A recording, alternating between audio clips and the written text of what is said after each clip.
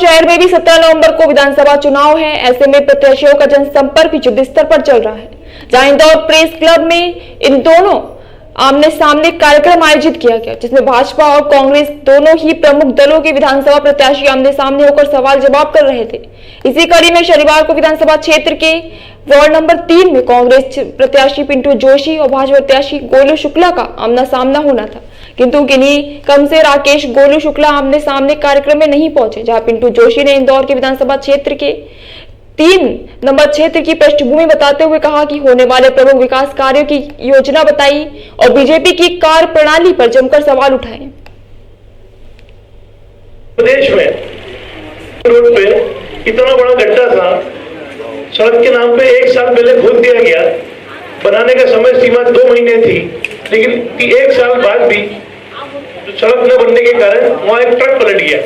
अब इतना भारी वाहन जहां पलट सकता है, वहां के क्षेत्र के बड़े बुजुर्गों की स्थिति क्या हो। दूसरी बात,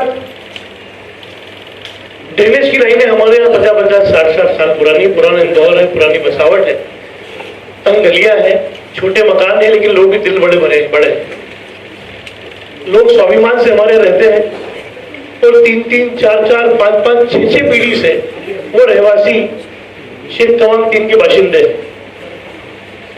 जब मध्य प्रदेश में सर्वाधिक टैक्स विधानसभा क्षेत्र क्रमांक 3 के व्यापारी और रहवासी देते हैं, तो उतना हक अधिकार हमें क्यों नहीं मिलता, ये बहुत बड़ा प्रश्न है।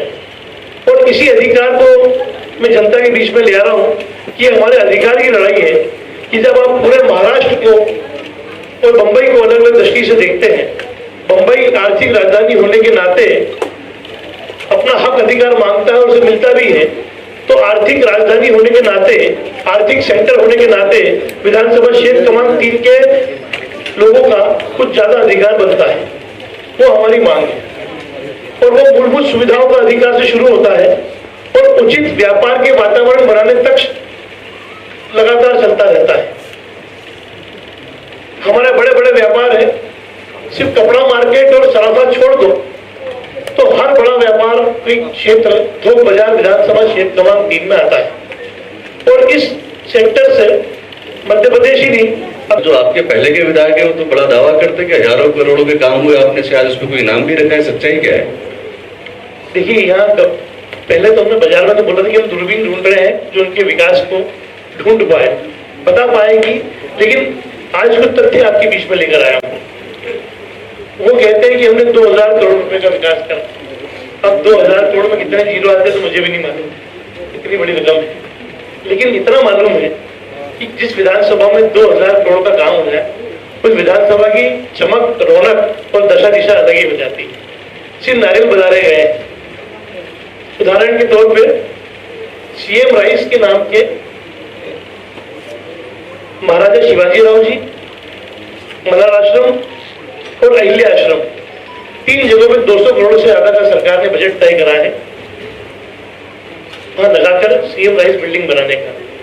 लेकिन ये सन 2022-23 का सरकार का मैं आपको फंड रिलीज बता रहा हूं।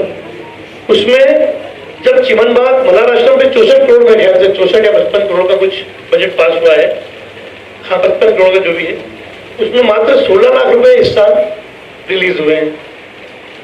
फिर महाराजा शिवाजीराव चिमनराव में पूरे इंदौर ही नहीं, अभी तो पूरे मध्य प्रदेश में फैलता है।